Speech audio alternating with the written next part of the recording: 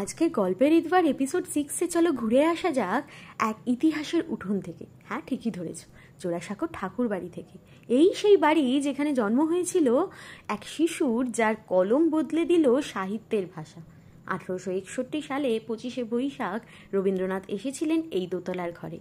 জোড়াসাঁকো মানে দুই রাস্তার সংযোগ, আর এই সংযোগের মাঝেই গড়ে উঠেছিল এক সাংস্কৃতিক বিপ্লব।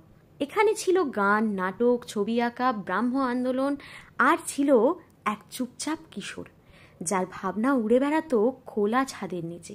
ছোট্ট রবির প্রথম কবিতা, প্রথম নাটক, আর বড় হয়ে গীতাঞ্জলির সৃষ্টিও শুরু হয়েছিল এখান থেকেই। এমনকি তখনকার সময় মহিলাদের জন্য আলাদা নাট্যশালা ছিল, যেখানে ঠাকুর পরিবারের মেয়েরা অভিনয় শিখতেন, নাটক করতেন। একটা যুগান্তকারী বলা যেতে পারে উদাহরণ চিহ্ন তৈরি হয়েছিল এই জোড়াসাঁকোতেই। হ্যাঁ, এই বাড়ির আঙিনাতেই গড়ে উঠেছিল রবীন্দ্রনাথের নাট্য সংস্কৃতি, যা পরে পুরো বাংলার নাট্যচর্চার ধারায় ঢেউ তোলে। এই জোড়াসাঁকোর প্রত্যেকটা দেওয়াল সাক্ষী আছে রবীন্দ্রনাথ ঠাকুরের জন্মের শুরু থেকে শেষ নিঃশ্বাস অবধি।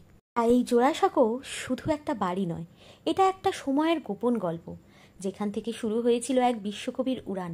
তাই এখানের গল্প এত অল্পতে বলে শেষ করা সত্যিই সম্ভব না।